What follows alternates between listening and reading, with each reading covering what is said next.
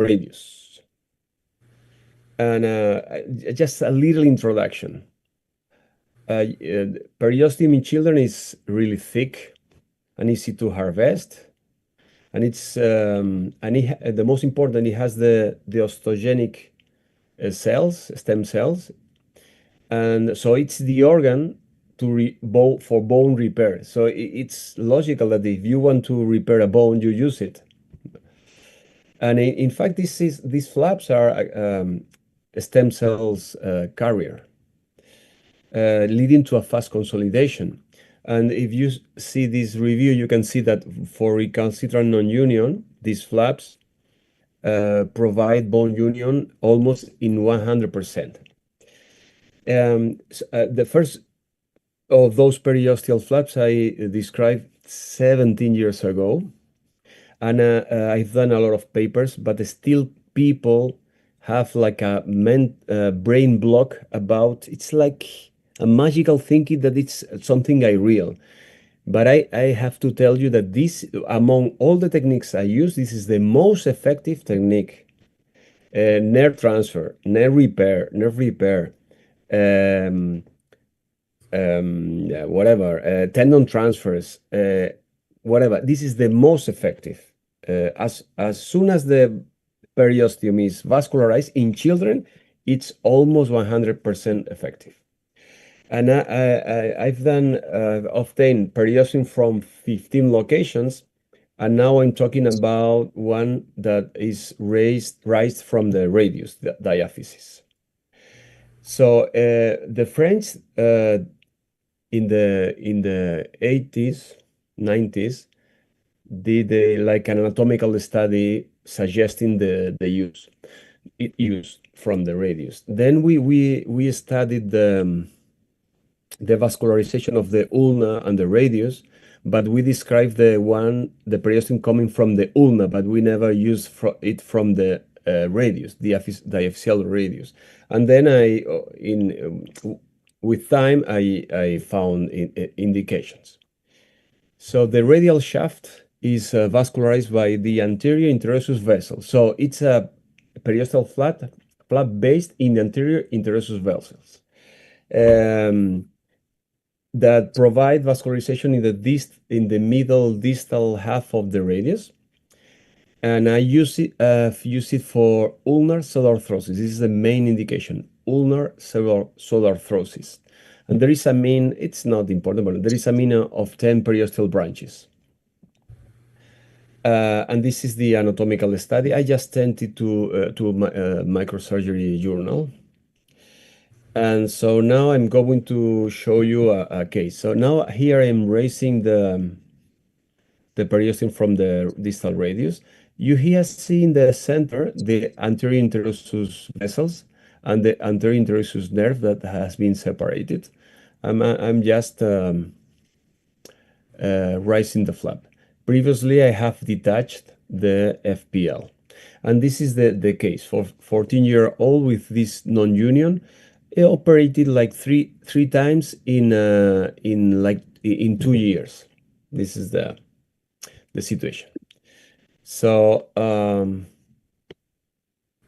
so here you see the raised flap, and then here you can see how I tunnelize the flap from the radius to the ulna. I love this video. And I place the flap over the ulna. This is a 2 centimeters bone defect. No, I don't use bone graft. I think the bone coming from the flap, from the periosteal flap, is better than the bone you can put from another side, another place. And this is the result. I think it's like 3 months after. So 3 or 4 months. So the thing is that there was a wire fixation, and I had a problem with the wire, endomedular wire, so I have to remove it. And this is because there is some ulnar angulation. Supination is complete and pronation is 30 on 40. And here you can see in the picture in the B, you can see that there was a wire. I introduced it through the olecranon, and it was a problem. So we had to remove it like 2 weeks afterwards. Why I use the wire? Because I think that because it's that effective, you don't need really rigid fixations. So you can use non-rigid fixations. And the other thing is that plating this bone that was really a weak bone also would have been complicated. This is again some images of this particular case. And now I want to show you a special case. So this is a congenital arthrosis of the ulna. So the indication of these periosteal flaps is not is not for any non-union. It's for non-union, complex non-union. So multi-operated or congenital. So in that case, I did vascularized fibula with vascularized fibula, okay, and I did osteotomy of the radius, and I put the vascularized fibula. But what happened? You see, the fibula, I rise with periosteum at the ends, but it was I don't know what was I was thinking about, and in the proximal part of the flap, I didn't take periosteum. So what happened? That the distal union was fast with a big callus, as you can see, but in the proximal part didn't unite. This image is 6 months after. Didn't unite, and even the fixation migrated. Okay, so what did I do? I did a vascularized periosteum flap from the radius. And this is the result. Very cool case, very cool case. And it shows you, this case shows you to eyes how powerful is periosteum. And then then I came with the idea, when you have a complete pronation palsy in OBPP, when you have a complete pronation palsy, it's better to do a forearm fusion, right? So I came with the idea of instead of doing a one-bone forearm, fusing with the periosteum.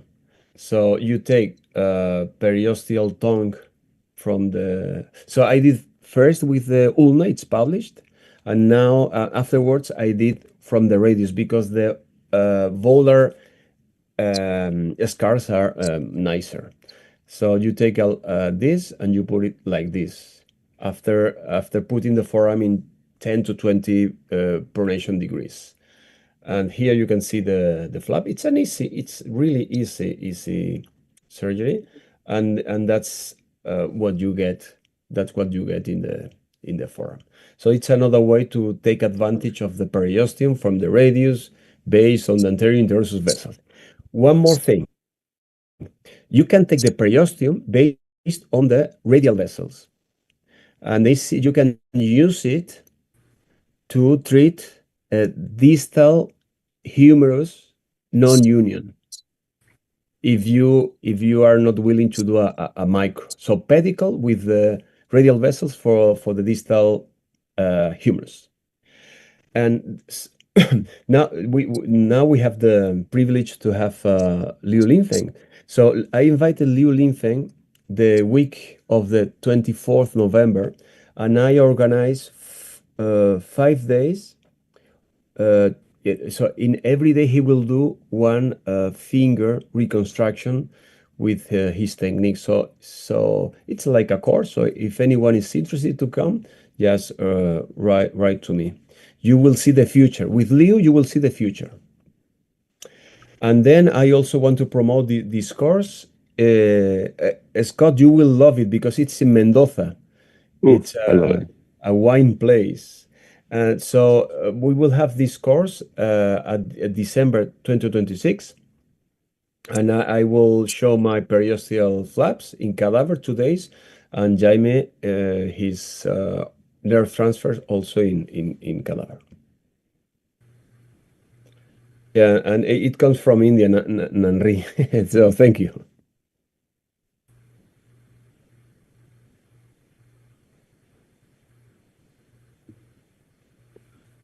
Okay, open to questions.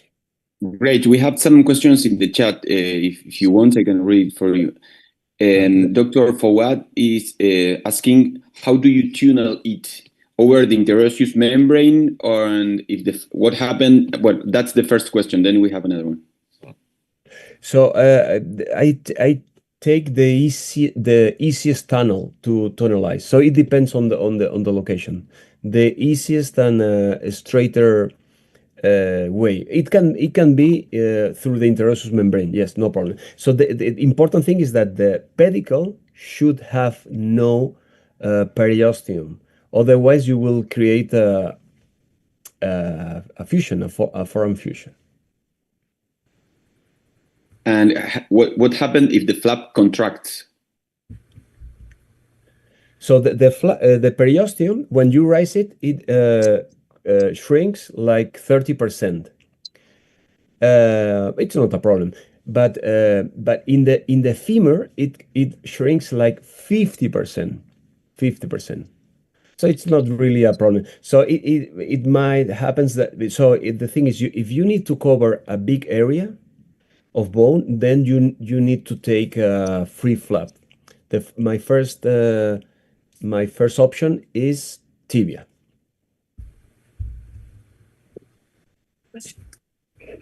Jesco, I have a question.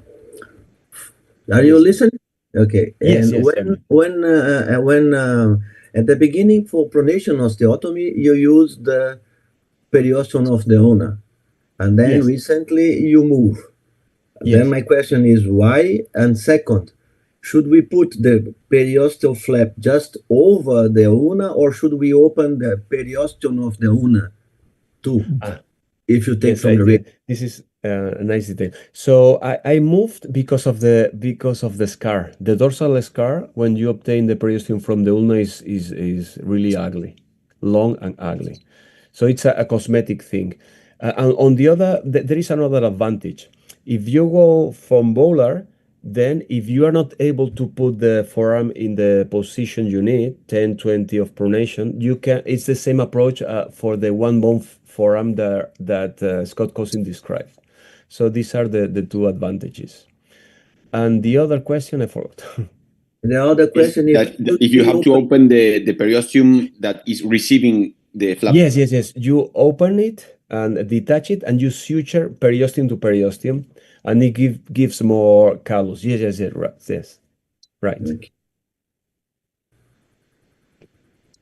If there is no other question, I will ask you again. When we see the periosteum flaps in kids, of course, it's amazing. What is your impression in adults?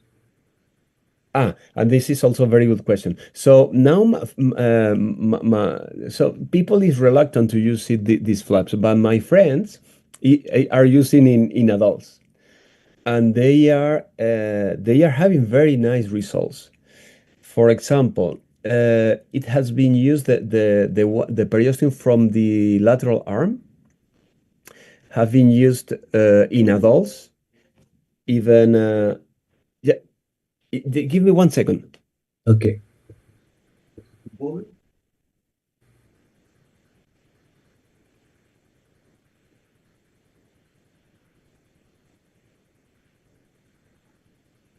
Sorry. Yesterday when I arrived from India, my luggage didn't didn't appear, and they are calling me now. Sorry. And they are having good results even in people with 50, 60, and 70 years. So the periosteum from the first metacarpal for the scaphoid works perfectly in the adult. Radius and ulna also. But then the tibia, you cannot harvest it because it's very, very, very thin.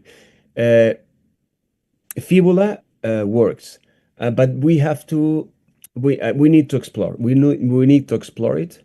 Maybe the percentage of success is less. I don't know, but we have to use it because I think it works. It will work. I think it will work. Yes. Okay. Okay. So should we move to the to Liu Linfeng talk? We have one more question in the chat. What about the distal femur osteoperiosteal flaps in adults? See.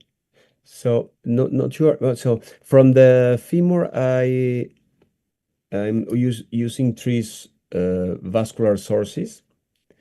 There is a myoperiosteal flap, which is the vastus intermedius with periosteum, which is nourished by the descendant branch of the lateral femoral circumflex vessels. This is one source. The other source is that has no muscle and it's better. It's been recently published. Is using the deep femoral vessels to obtain periosteum. But then, so I thought that the periosteal Sakai was not possible because of the physis. But recently I did a case in which I took periosteum, almost a really long periosteum, proximal to the physis of the femur. And so I think that just with the vessel, with the genicular descendant vessels, might be enough to get a big periosteal flap from the femur. I don't know if I answered the question, but there is a supraphyseal periosteal flap is possible. Sakai supraphyseal Sakai periosteal flap. Yeah, it's possible. Great, thank you. Thank you. Okay, Liu, you are most. No. I'm very happy to have you here, and I will be even more happy when you come next November. Yes, I'm happy to go to your country to do surgery with you.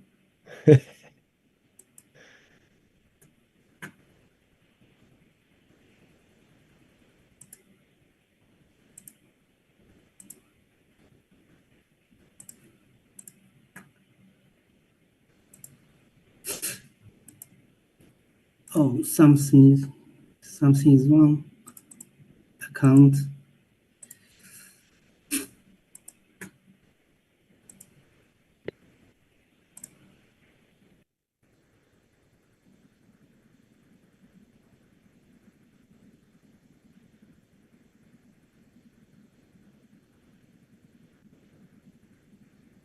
Oh, perfecto. Before Leo starts, I have to say that in August I was China with him in a course, Jayme course, and he did one of these surgeries. I have to tell you that it was the most beautiful surgery I remember in my life. So beautiful, really incredible. It's because it's the future. It's the future. I was like in the future. So thank you, Leo.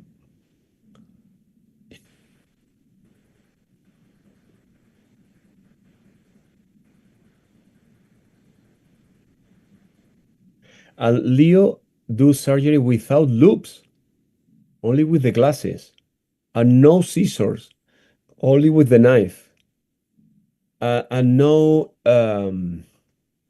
pickups. He uses a mosquito as a pickup. It's incredible. I mean, it's like a really different world.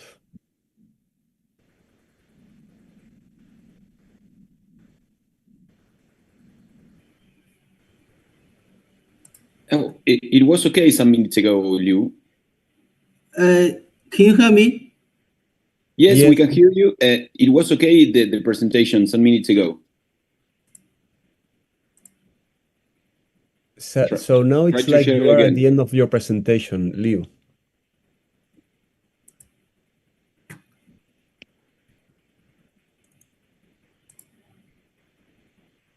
Yes, we are watching that. Now Now it's okay. You can see my PPT. it's okay.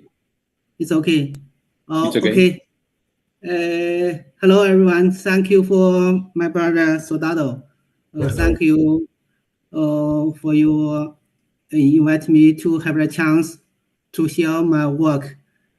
Today, I will talk about the macro reconstruction for types 3B some hypoplasia. This case I did in Suzhou international training course.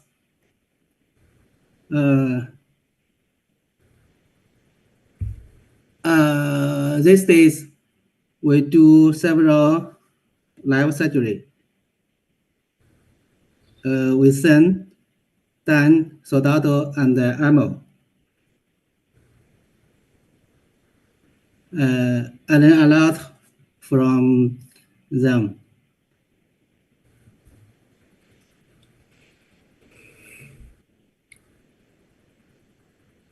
Today, I will mainly introduce to you two surgical technique for 3B type some hypoplasia. This case, the appearance you see is 3B.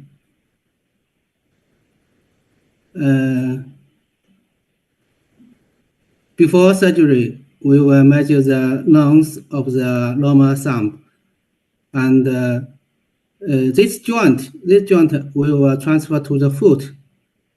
So we will measure the joint, and then we know how long the bone graft will need.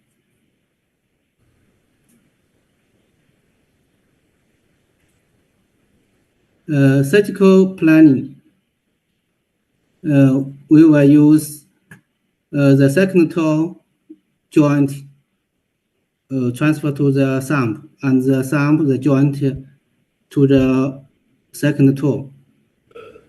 And we use bone graft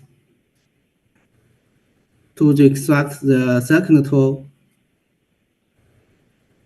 Also, we need mid-plantar flap to the cellar area.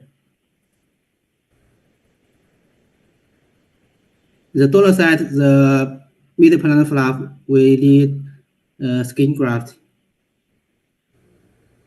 This is the thumb with thumb release. Design the second toe joint. We harvest the monitor flap. Use this flap, we can make the thumb thick.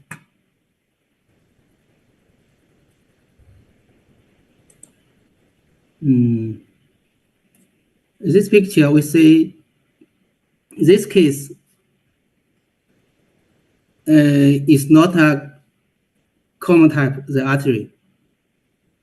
This artery is going to the big toe fibular plantar digital artery, and then come back to the second tibial side plantar digital artery. So we need to cut from the distal end of the fibular artery from the big toe.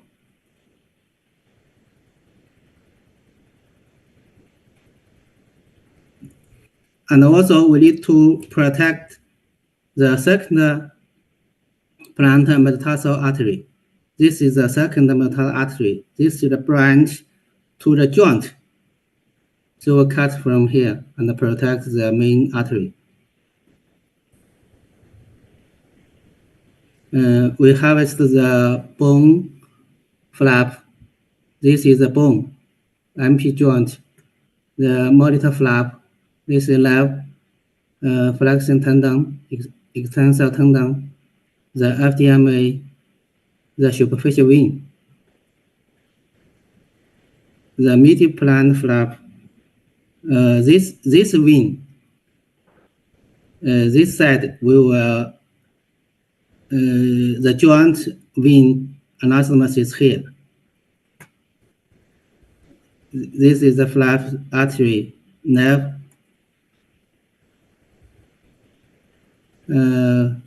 Fix the bone. The dorsal side, the second toe, the bone. This is the joint from the thumb, and this iliac bone graft. This two is iliac bone graft.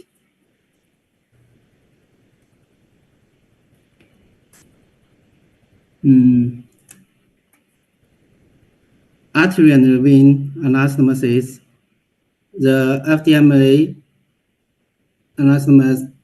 anastomosis with ulnar digital artery, ulnar two side here, ulnar two side. The midi-plant flap artery anastomosis with palmar arch branch here. The vein is superficial vein of the joint.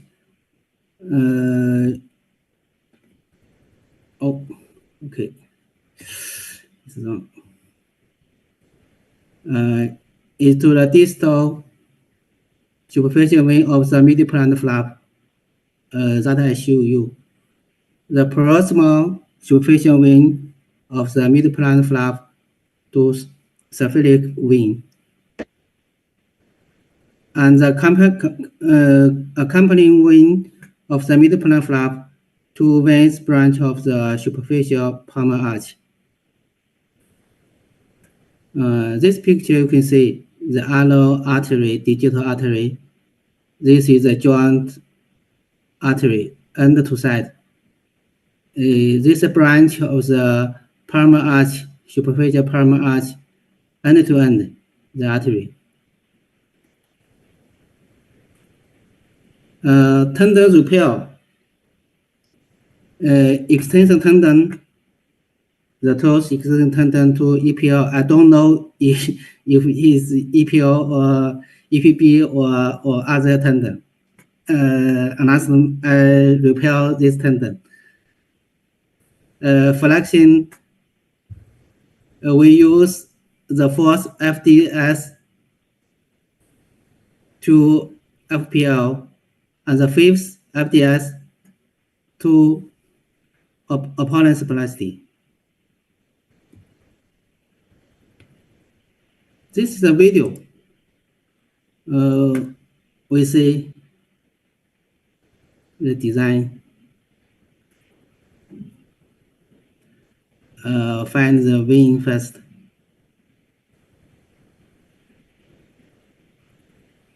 The artery. This artery harvests the monitor flap. The blood depends on the second tubular artery.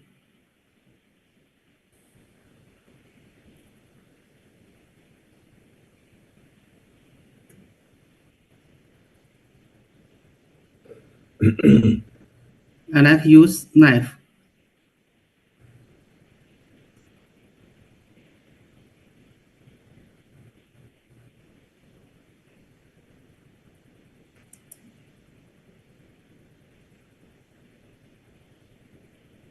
The video is very fast.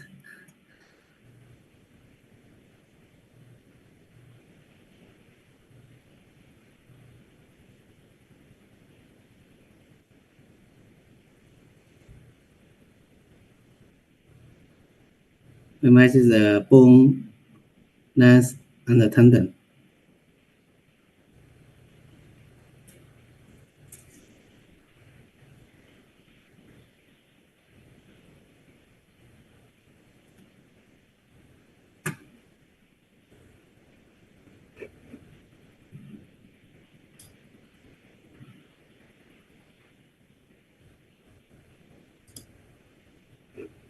And after we fix the bone and the joint, we will repair the tendon.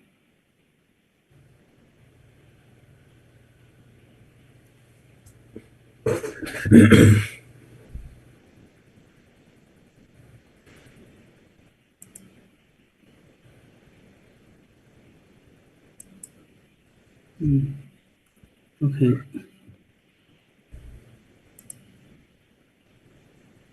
Oh, no.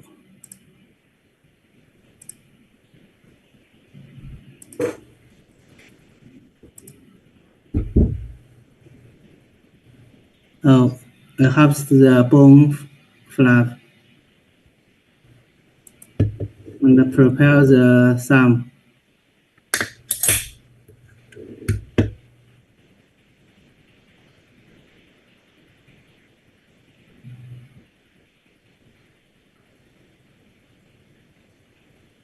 Fix the bone. Here is the extension tendon. I don't know which tendon.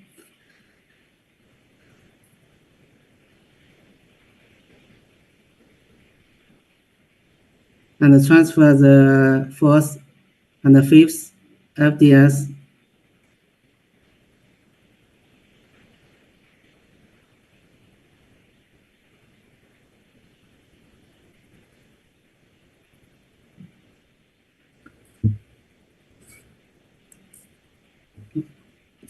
Oh.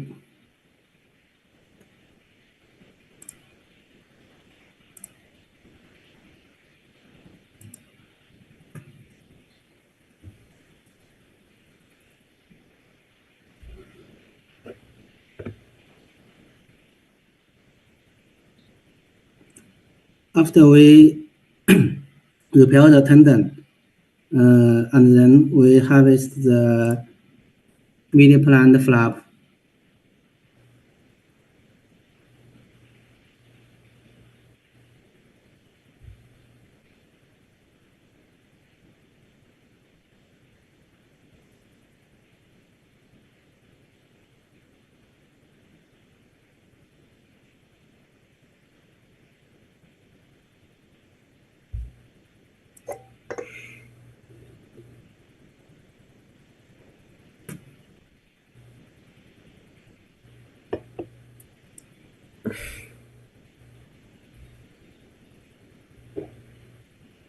The joint flap and the medial plant flap, we will use a short pedicle.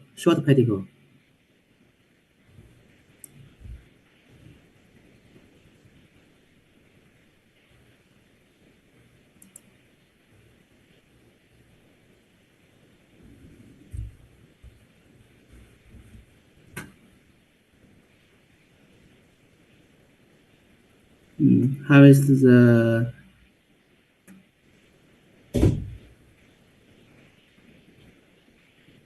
artery. This is the ulnar artery. This is the joint artery. The thumb ulnar artery and to side anastomosis.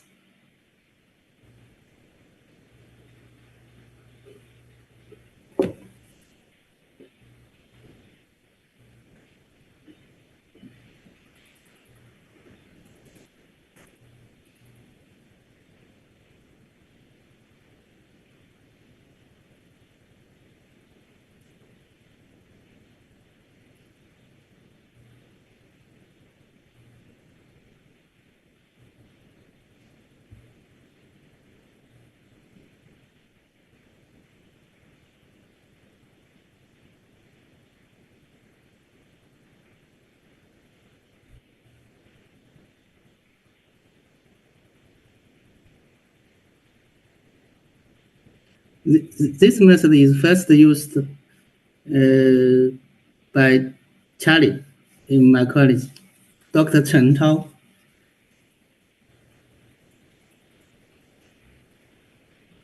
I think it's very useful to small vessel and to side.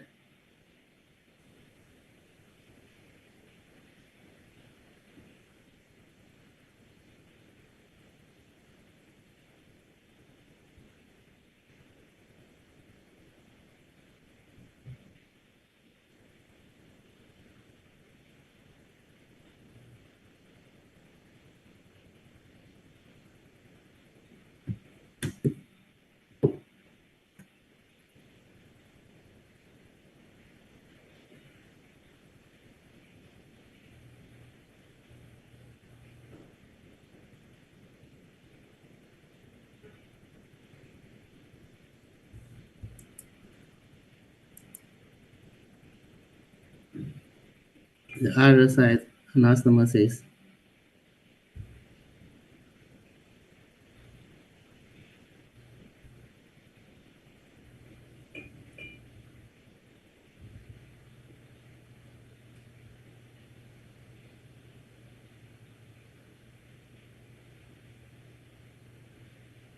And Soldado, you can send the video to Jayme.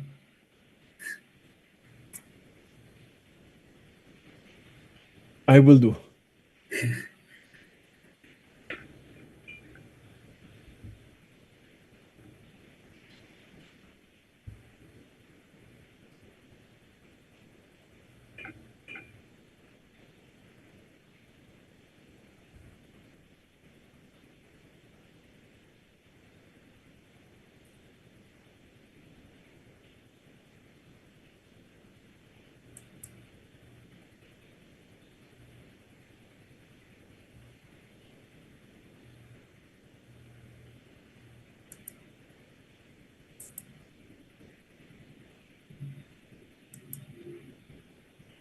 Okay. Now we see it's working.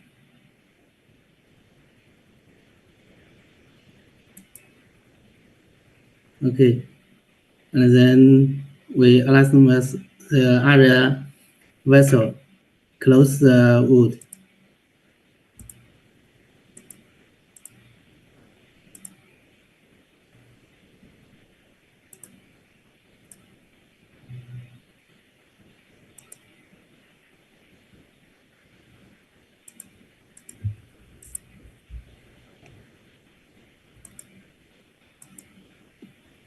Okay. After surgery, the appearance. So the ciliary area looks better. And the thumb looks, the monitor flap here can make the thumb thick.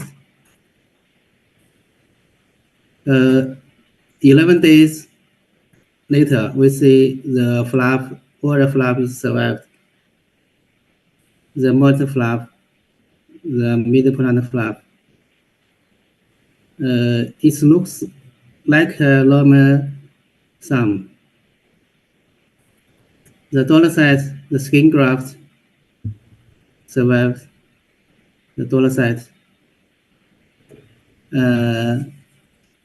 Another case,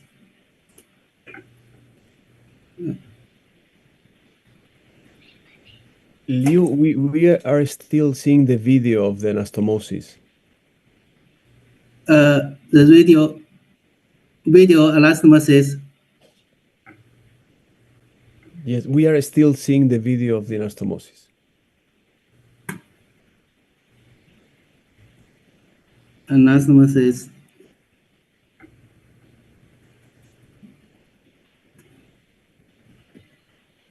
Video.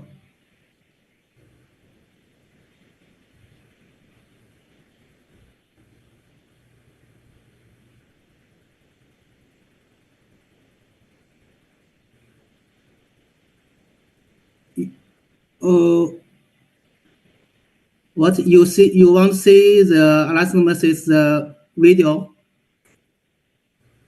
Yes, No, we are it's watching okay. that. No, it's okay. I thought that you were sorry. It's I understood that you were showing the PowerPoint. Sorry. Okay. It's a mistake. A similar case. It was also 3B, some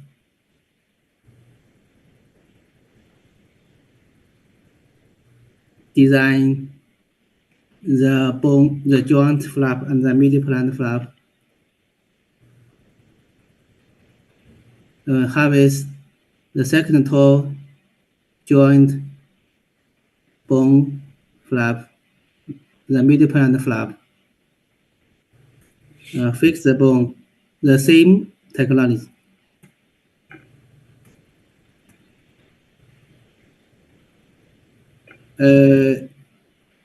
use the fourth FDS to FPL. Overlap, use the fifth FDS and EPL reconstruction.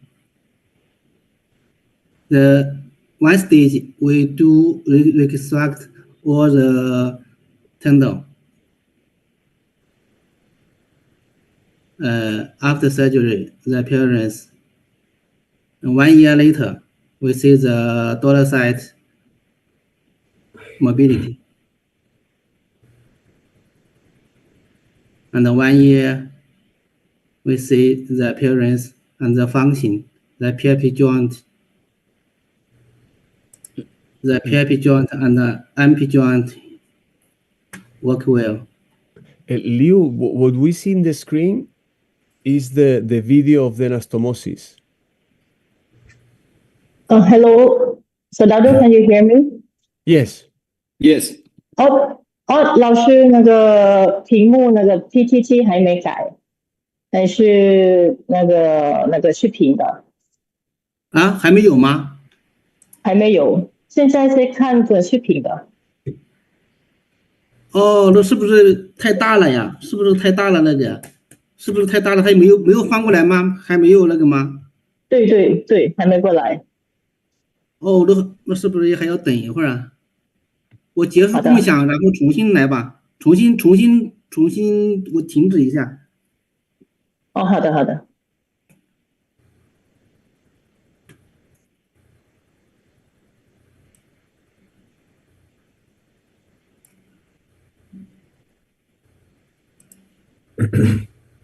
Thank you for the help with the translation. Papat is always helping. Papat is from Thailand. Well, she lives in Thailand, better said. 婷婷可以了吗？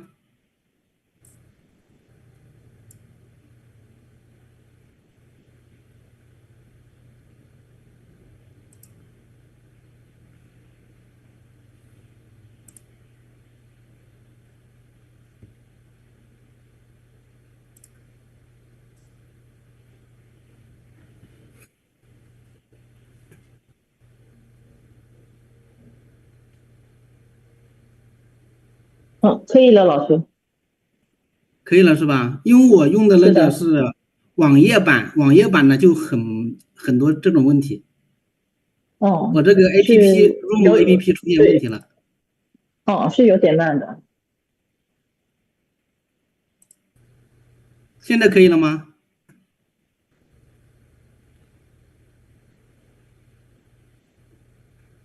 婷婷现在可以了吗？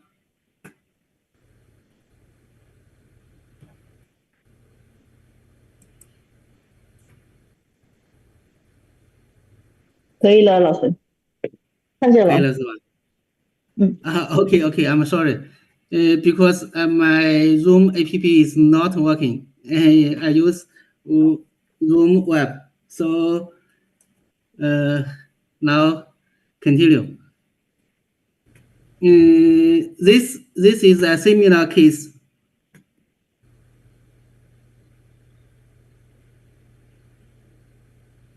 The same method to do the surgery. The second toe joint, the medial plantar flap. Harvest the second toe joint and the monitor flap, the medial plantar flap. 现在听得到吗？ Now it's okay, Soldado? Good. Fix the bone. Reconstruct the tendon. In that case, the tendon we can't take picture. So this case, I show you the fourth FDS transfer to FPL, and the fifth FDS to spasticity, and the EPL reconstruction here. So I don't know this tendon is not is not EPL or other or EPB or APL. I don't know, but I repaired this tendon.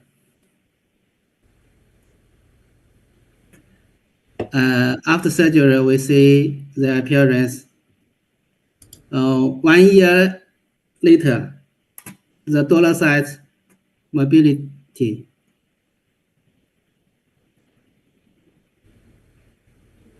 And 1 year, the appearance and the function.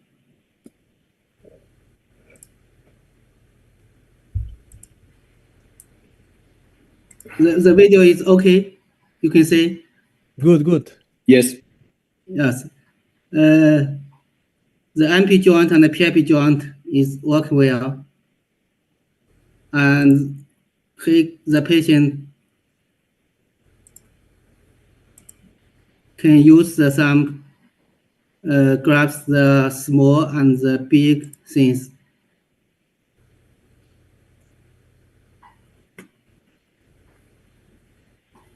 So the two cases use the same technique. Okay, we see the advantage. One stage with repair, reconstruct the bone, joint, and the tendon. And we can use the monitor flap to make the some thickness. And the mid-plan flap can improve the cellular area appearance. And use this technique, we do not lose one finger or one toe. But the advantage is the appearance is surgical procedure is complex, and we will spend more time to do the surgery. In Suzhou, that case, we perform 8 hours, and do this surgery, we need a high experienced surgeon. Maybe 2 teams is better. So that's all. Thank you. Thank you, Liu. So I've seen the procedure before, so for me it's still incredible, but it's not new. For people that haven't seen it, it's very complex to imagine how it's done. It's very, very complex. Many steps. Every step has to be really precise. Okay, just one question. For maybe it's the most important question for the audience. What percentage of Chinese patients, the parents, what percentage do refuse the politicization of the index? 婷婷帮我翻译一下。My English is not good, so no, sorry. I need to translate. So your first indication in Blauth IIIB hypoplastic thumbs is politicization, right? 那个老师是Soldado问是那个你喜欢做那个母化吗？还是那个做这个重建那个？重建是吗？ Yes, and Professor Liu prefer to perform the reconstruct using the second toe joint and medial plantar flap for the thumb hypoplasia.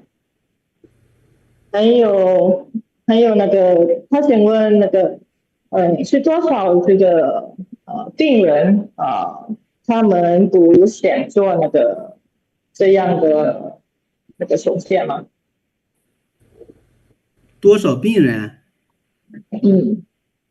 那个，因为这种方法这样重建呢，因为中国人其实挺多中国人呢，他不想少一个手指，所以说很多孩子的家长啊，现在选择重建的比较多了。因为就像刚才我给大家看的最后这一种，他脚的损伤也不大，手指的也保留5个手指，家长其实还对这个效果是非常满意的。如果这样一对比和设置母化一对比的话，好多家长他都愿意选择做重建手术。Okay, Professor Liu said that right now most of the parents they prefer to do the reconstruction of this kind of surgery because the children can have like 5 fingers and the donor side mobility is pretty low and they like really satisfied with the result. Right. So that's in just to show to the audience that in China they want to preserve, they want to have 5 fingers, that even though they offer first the politicization, parents don't want politicization, they want reconstruction. So in fact, Liu does 150 toe transfers per year, 150 among other surgeries, 150 per year. I repeat, Yes. this is like that, 150. So Liu, what part of the surgery you think is more difficult? The toe harvesting, the medial plantar flap, or just doing the anastomosis? I think anastomosis vessel is not important. The function is depends on the bone and the tendon. So anastomosis vessel, when I do surgery, when I anastomosis, I'm very quiet. So I think anastomosis, the vessel is easy than other things. Okay, so which part is the most complex, you think? The medial plantar flap? So because I've not used to use medial plantar flap as free. So maybe which part would you say that for people not used to do it is the more difficult? Which part? 老师，他想问那个，他问那个这样的技术是哪个是最难做的？是个我知道，我听懂了，我听懂了，但是最难做的都不太难，也都不简单。I think not every 怎么说呢 ？Every stage is not so easy, not so hard 没有最难的地方，我觉得是你跟他说一下，翻译一下，我觉得都挺重要，但是也没有想象的那么难。Professor Liu said that every step is very important to perform, but in his opinion, it's not that difficult, and also it's not that easy to do. Okay. And there is one question from Aydin from Turkey, is after what age can you do this surgery? At least 3 or 4 age. 3 or 4 years. Maybe 15 kilos, maybe 15 kilos of weight. 15 kilograms. Yeah. Because the patient we will do in November in Barcelona is 15 kilos. 3 years, 15 kilos. Maybe next year. Okay. Thank you very much, Liu. Thank you. Thanks a lot. Thank you for sharing your experience, and thank you very much. Thank you. My English is not good. I don't know if you understand all the surgery. Yes, it was very clear. And my English is also not good, but the important thing is the content, not the language. Thank you very much, Liu. So 我说两句，婷婷帮我翻译一下呢。好的，老师。他这个手术的话，就是分解下来的话，有可能在他理解为都不是很难，但是他整个手术的工程是非常巨大的。但是如果一旦有一步错的话，会整个手术时间会延长的非常长，所以很难有医生能够坚持。他的手术可能只要8个小时，但是如果不是很顺利的话，这个手术时间就会到10个小时、15个小时，这样的一台手术就很难坚持。所以说，这个是最大的难点。Dr. James said that this kind of surgery is pretty hard to do, and you need to follow the step of the surgery. Normally, Professor Liu use about like 8 hours, approximately 8 hours to perform this kind of surgery. But if you late experience and started to do it, and sometimes if you cannot follow the step, maybe process it to do like tendon or come back to do the vessel, it may be like cleansing the operative time to be like 15 hours or 16 hours. Thank you very much, Jane. Thank you very much. Big hug.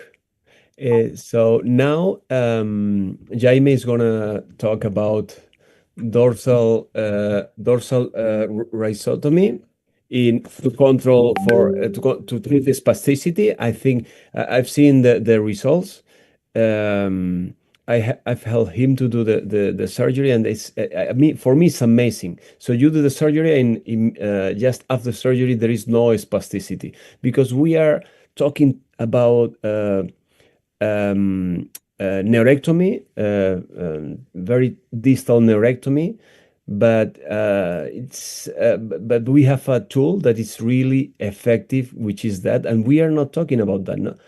So Jayme published this technique maybe 25 years ago, I think, and nobody. There is also that barrier that I talk with the periosteal flaps. There is that mental barrier, I think. So thank you very much, Jayme. Thank you. Hello, everybody. Let me share the screen.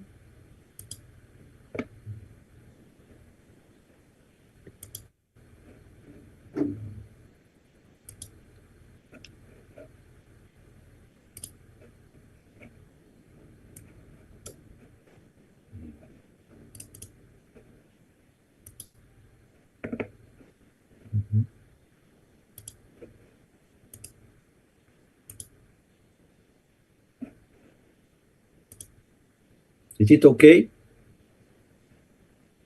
Good. Good? Okay. Let's move on. We're going to talk about brachial plexus dorsal rhizotomy in the treatment of upper limb spasticity. So at the beginning, we should differentiate what is a lower motor neuron syndrome versus the upper motor neuron syndrome. Most of the time, we work with lower motor neuron syndrome with absent reflex. In general, is a lesion of the peripheral nerve system. When we move to the upper motor neuron syndrome, then the panorama is different. We have hyperreflexia, spasticity, diffuse atrophy, and in general, paralysis of the extensor. And this is a lesion to the central nerve system. After an upper motor neuron syndrome, we have positive factors and negative factors. What was not presented before, like spasticity, exaggerated reflex, co-contractions, and clonus, are the positive factors. We have negative factors that appear later after the lesion and downgrading the initial function, like sensory disturbances, paralysis, loss of dexterity, and decreased speed of movement. Also, concerning specifically cerebral palsy, we can see hemiplegia, diplegia, and tetraplegia. The best indication for dorsal rhizotomy is hemiplegia. It's very rare to have a pure spastic patient. In general, it is associated, spasticity is associated with atetosis, Korean, or dystonic type of paralysis, which are less prone to be improved by dorsal rhizotomy. So this is an example of involuntary motion of the upper limb. This is a Korean type of motion, like the baby is dancing, with which is not a good indication for surgery. This is a spastic dystonic patient. So the characteristic is that the joint goes into extreme position and persistent. In those cases, we can improve spasticity, but not the dystonia. And this is another involuntary motion that is atetosis, which is like octopus motion to the hand. The patients are unable to keep the finger extended. You can treat the spastic component, but atetosis is not well treated by dorsal rhizotomy, although it can be improved. Sorry.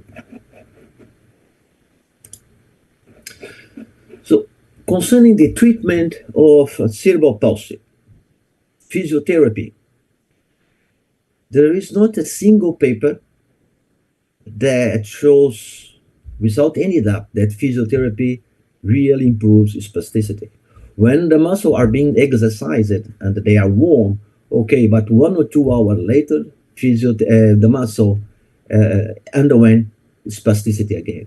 Drugs, they can have some effects on spasticity, but also they have drawbacks like mental confusion and decreased brain activity. Botulinum toxin, it has been shown to improve on spasticity. There is no single paper that showed that the hand function was improved because, of course, botulinum toxin also creates paralysis. Orthopedic procedures, tendon transfer, tenotomy, and lengthening, of course, help in the hand function improvement. And now, the focus of my presentation is dorsal rhizotomy.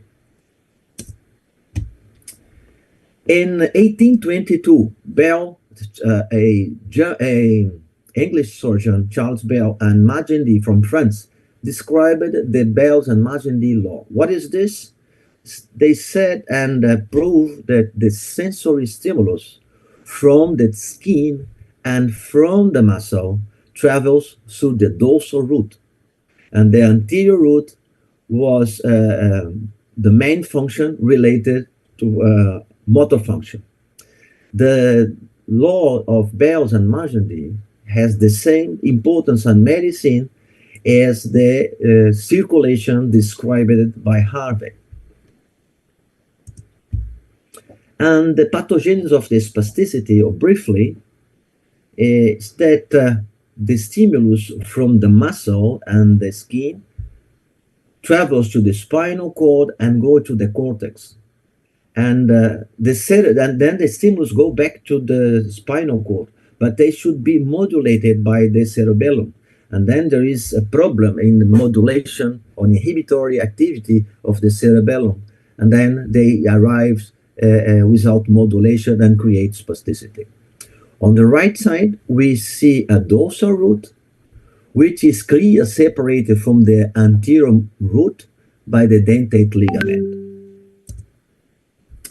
Ottfried Foster was the first to try to treat spasticity by dorsal rhizotomy. He was not that enthusiastic for the treatment of upper limb spasticity through dorsal rhizotomy. Also, he showed 8 cases that benefit.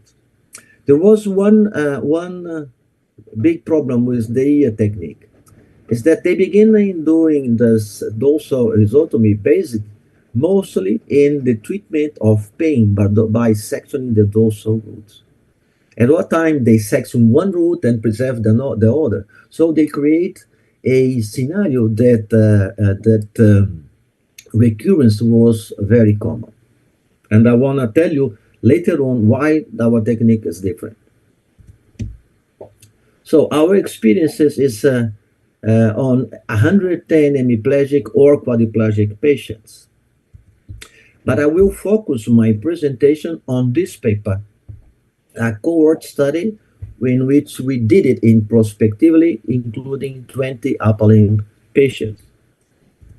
So the inclusion criteria, patients with the ability to understand orders and more than one muscle rated 3 or more in the Ashworth scale. So if the patient had just HU spasticity, we would not consider any sort of dorsal rhizotomy. This should be treated locally. And this is why we talk about more than one muscle at different joints scoring 3 or 4 in the Ashworth scale, which was described in 1964. And also, some surgeons believe it's a little bit unreliable, but if you treat grades 3 or 4, which means very difficult to move passively the limb with increasing speed, then it's more comfortable to score this spasticity as 3 or 4. Because we were planning to cut the dorsal roots, we had the curiosity to test the sensory disturbance after pre and after lesion, pre and after, and also because some believe that if you cut the dorsal roots, you can have decreased power. And we then measure grasping and pinch stress, pre and post-op. We had some idea that after dorsal rhizotomy and improvement of spasticity, there would be some improvement on goniometry or range of motion. This is why we did videotape, and using the ImageD software, we measure the progress of range of motion.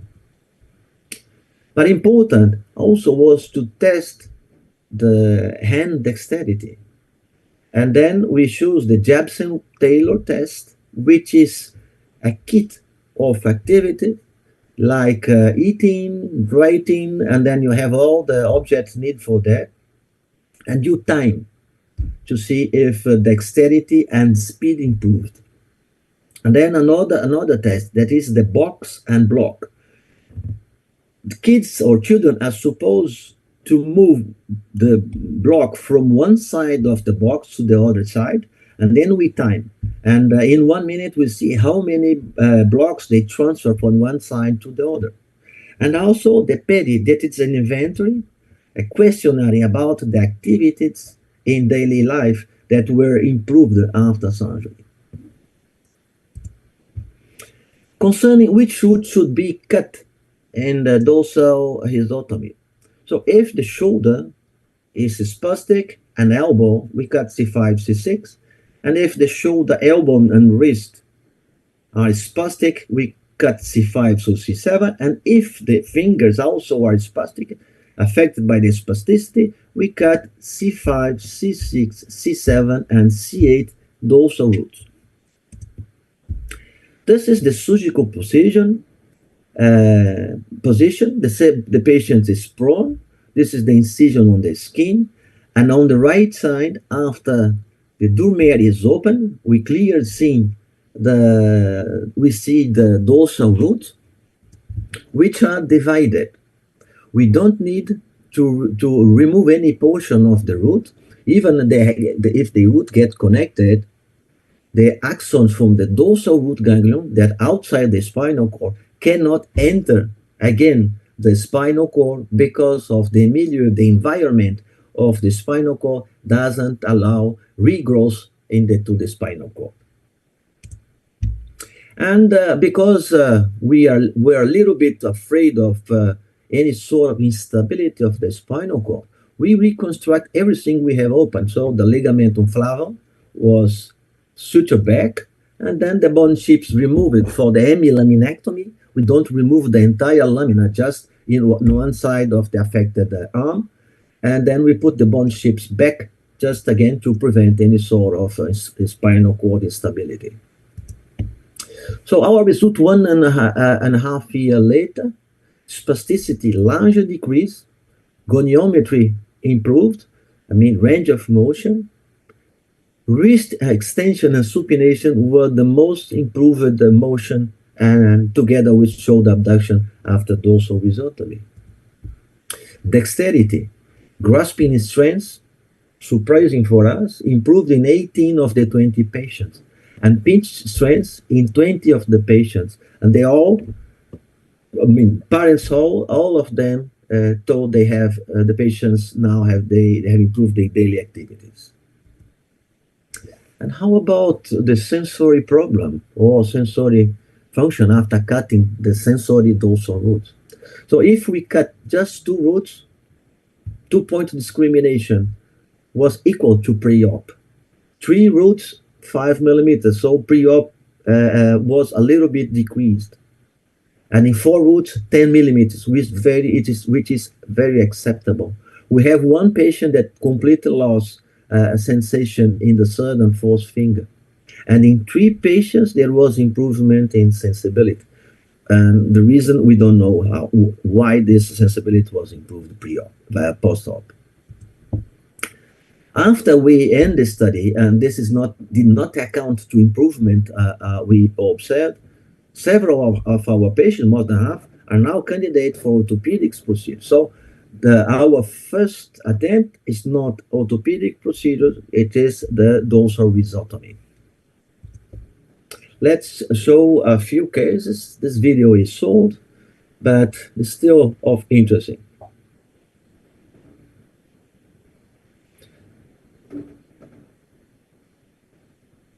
This is a 3 years cerebral palsy, pre-op. So the left limb is the one affected. When we ask to clasping, we see that the left limb doesn't move. And for this kid, it was impossible to grab anything.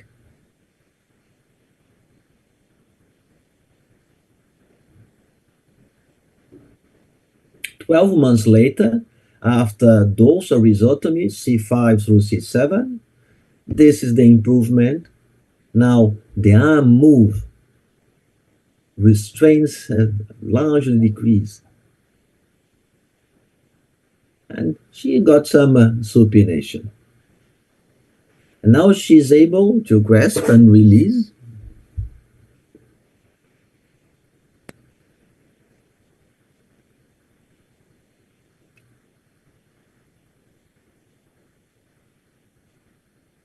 Also, these kids, they use because of spasticity, they need to fight against spasticity. They need a lot of power and oxygen consumption. So to decrease, and then when they were free of spasticity, they largely improve and movement are easier. So this boy the problem was shoulder. So we cut C5 to C7, and this is him just, we did it bilaterally in this case. And the range of motion improved, and now he's able to transfer the block from one side to the other.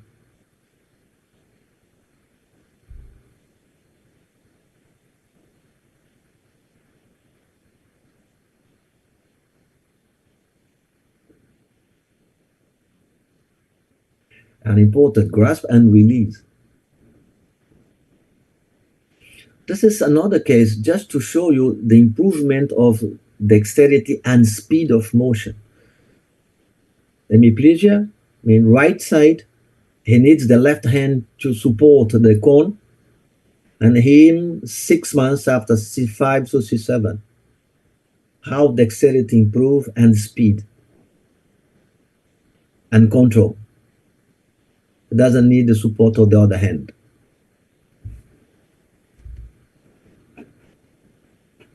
Let's advance.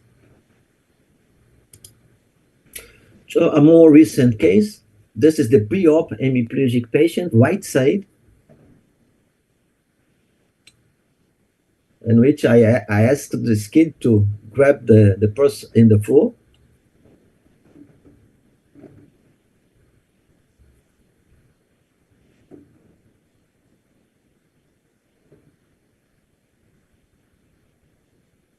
And now she is 45 days after surgery.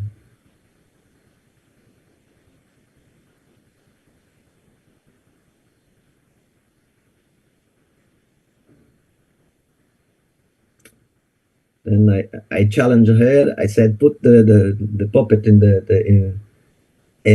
the floor and try to grab it again.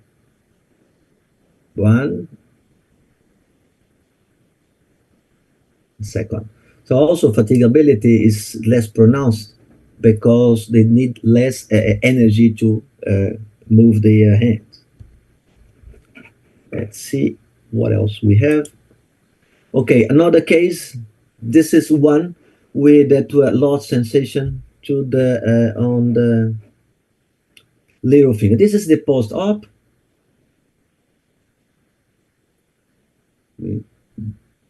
This girl recovered very good despite anesthesia of the left of the ulnar fingers.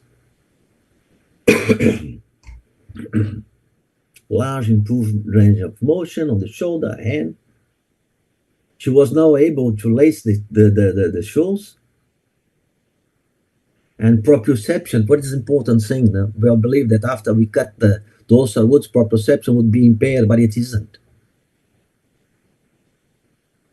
And this is just why you put this girl, because she improved from 0 to 10 kilograms of grasping strength, which was what she found bilaterally. And she had anesthesia of the fourth and fifth finger. This is a case of congenital hemiplegia athetosis, like the one I showed previously. This is not the good candidate, but he insists on having the surgery because he had problem with the spasticity itself, not only on the hand, but also in the shoulder and an elbow. So we perform dorsal rhizotomy, and to control it athetosis, this is the spasticity. For controlling the athetosis improvement, we ask the patient to keep the hand, the fingers extended, and then we time for how many seconds he was able to keep the finger extended. So the athetosis improved with dorsal rhizotomy, and also the skills to manipulating objects.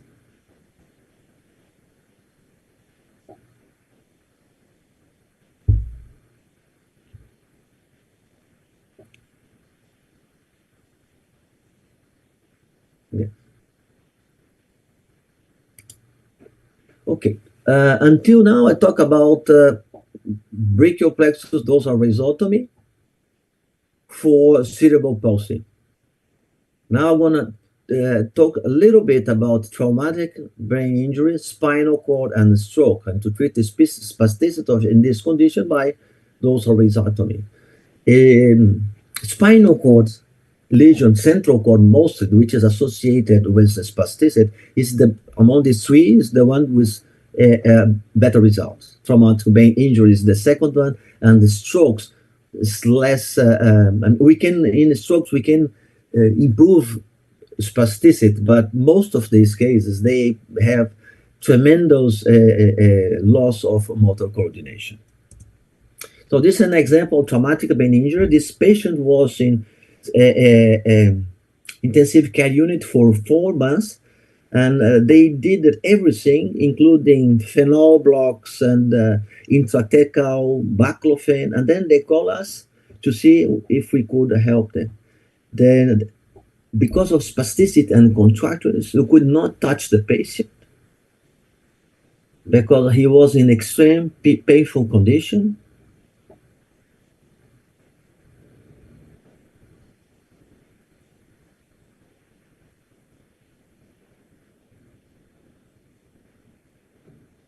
Then just after surgery, we did bilateral C5-238 rhizotomy, and we manipulate to improve the bone articular contractures.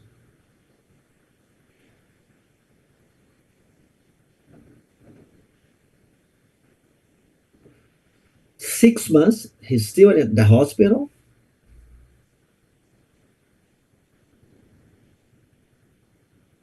And 2 years post-op, which is dramatic improvement on his previous condition in intensive care unit.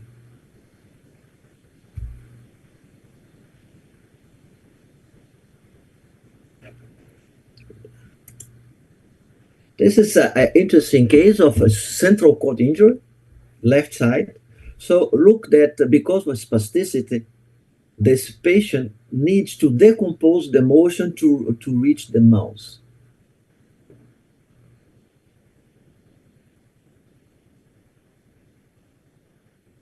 And then when he grasps something with the other hand, he the clench a clonus on the left side. Even if he tries to supinate, clonus appear.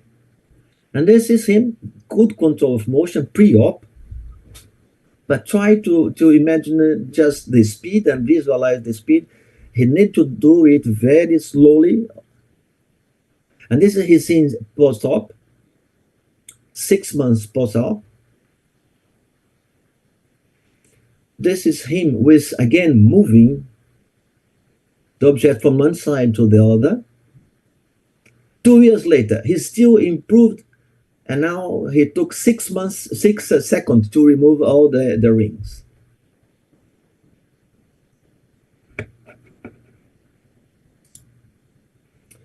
And last, we use it in a single case, dorsal rhizotomy, for the treatment of Parkinsonism, which is associated with Parkinson's disease. So movement disorders including slow motion, stiffness, tremor, and balance problems. We can treat the rigidity, the spasticity, but tremor, no. But let me show a case. 40 years old patient, 40 months after head trauma, together with Parkinson's. So not only motion, but the decrease, spasticity, and pain.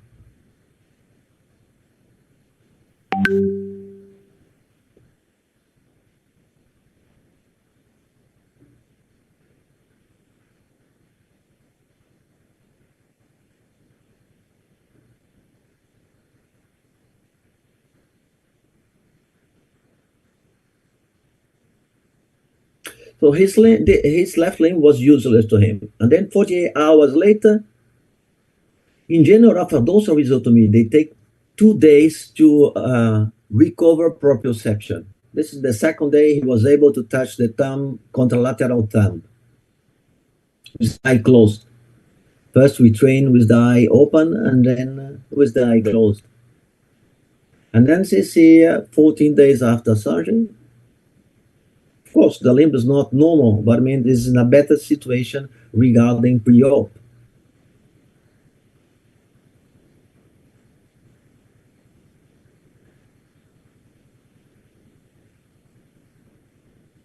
Range of motion improved. Tremor or shaking, no.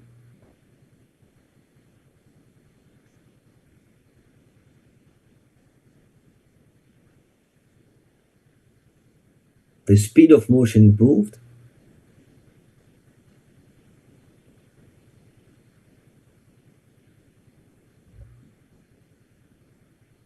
And proprioception is back.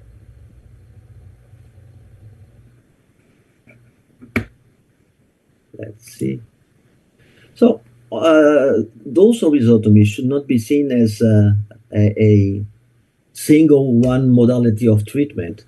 You can operate those patients later by tendon joint and releases, flexor muscle lengthening, neurectomies, and possibly, which we don't know yet, some distal nerve transfer. And just an explanation why after 4 root section, we don't have complete hand anesthesia. This is what we believe and we described the T1 hand. C5, C6, C7, and C8 are volsted from the cord. Now T1 hand is motion. This is a brachial plexus lesion, but no problem of hand sensibility. After 4 lesions, this is why we advance in reconstructing or cutting C5 to C7 root. And this is just to prove that T1 was the one root preserved. The others were avulsed. So under fluoroscopy, we stimulate T1 hand. Look, the amazing function of T1 hand to the hand, including some triceps contraction. And this is how we control to stimulate T1, just to demonstrate that this is the first wave, that it was the only root available in those cases. And finally, just to remind you something, if we have a lower type lesion of the brachial plexus, C8, T1, the hand or the ulnar side of the hand is anesthetic, no sensation. But on the other side, if we have C5 through C8, just the T1 hand, the sensation to the T1 hand can move from the ulnar side to the right side, and this is why we believe there is a compensation of sensation or sensibility preservation of these extended dorsal root lesions. Thank you. Okay, back. Thank you, Jayme. Thank you. Scott Cousin has a question, but I asked him to make it directly. Scott, can you ask him directly?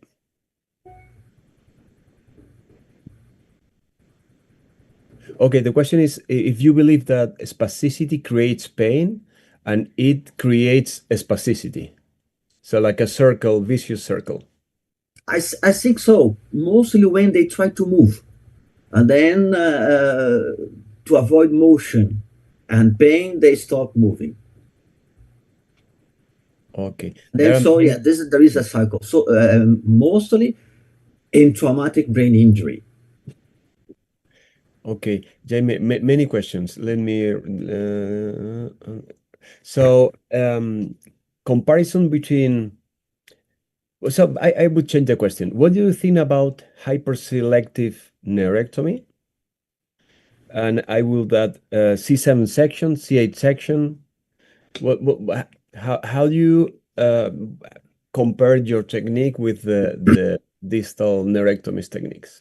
No, the hyperselective neurotomy is not new. It has been in the past. It was revived by Brunelli and then extended again. So I don't see good results. I don't do, and very clear. You have a lot of relapsing, a lot of recurrences with extended lesions. So if someone is thinking about hyperselective neurotomy, do just a neurectomy and do a tendon transfer, because otherwise the results are very limited. They can improve a little bit, but not as a dorsal rhizotomy or any other orthopedic procedure. And from the contralateral C7, not C7, I don't think it was trying. They can the root section can improve spasticity for a while, but what I observed 1 month later, everything come back.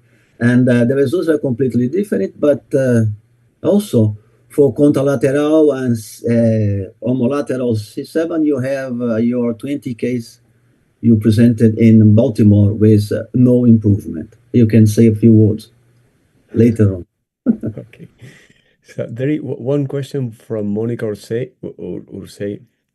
He asks, how much do you cut from the root? I answer for you, the whole dorsal root. Correct. You cut partially like the ancient paper, you have relapse, right? You have relapse.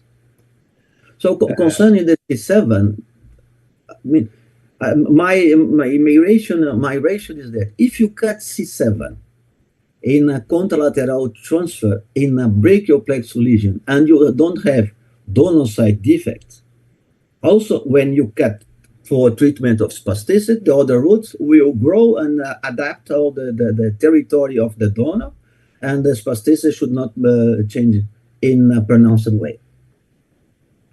Okay. So also Monica Ursay asks, what do you recommend when there is association of spasticity and dystonia?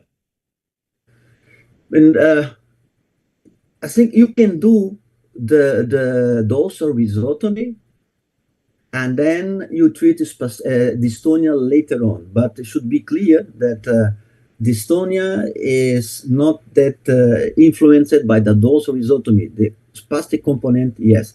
And then I would do a dorsal rhizotomy and treat dystonia by neurectomy or tendon transfer or nerve transfer and neurectomies.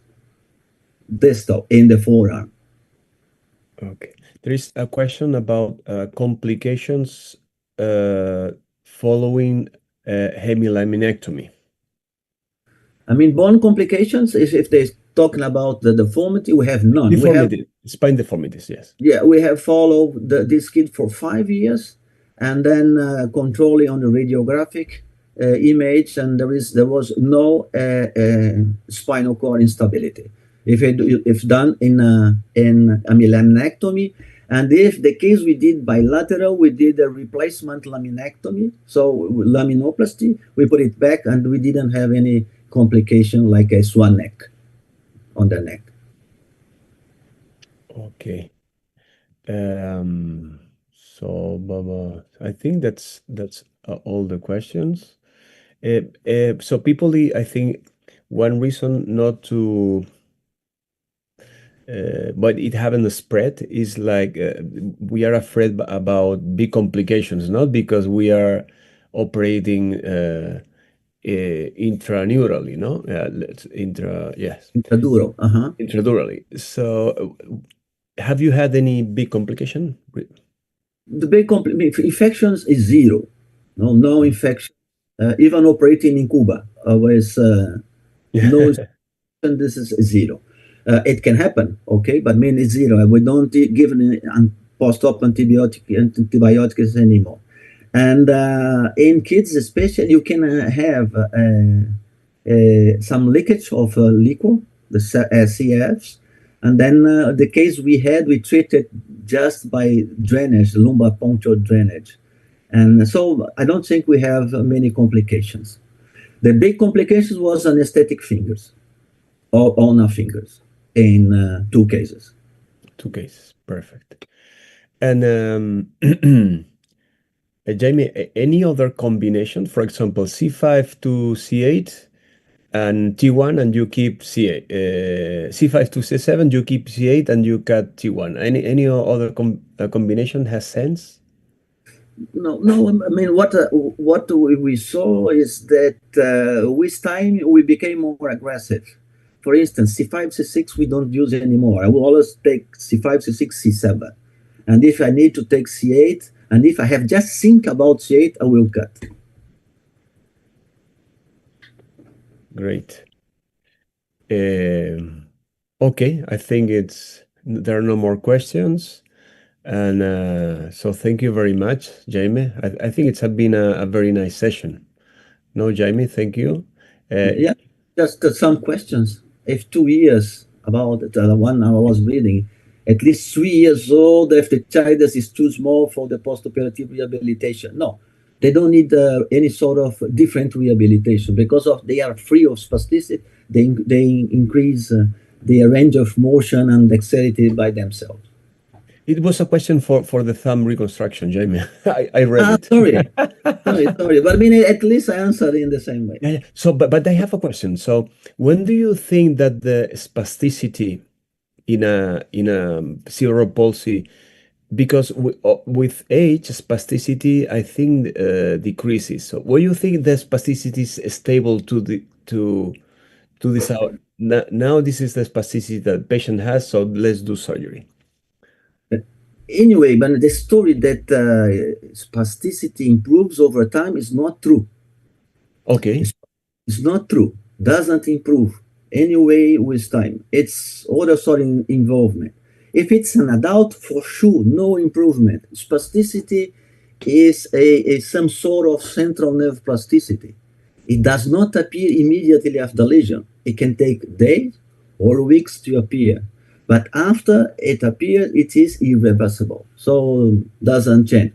What I do, and I think that the best age to operate 5, 6, 7 years old before the spore, the growth spore. And then you can avoid the muscle contractures. The patients I saw, I did at that time, they didn't need secondary reconstruction of muscle lengthening. Very nice, very nice. Thank you, Jayme. So thank you very much. See you next month, second Sunday of the month. We did this one on the 3rd because of a congress in La India, etc. But let's see there. Thank you very much. Thank you. Bye-bye. Everybody. Thank you, Jayme. Thank you, Liu. Thank you, Soldado. Thank you, Cousin. Thank you, everybody. Good next week. Bye-bye. Bye.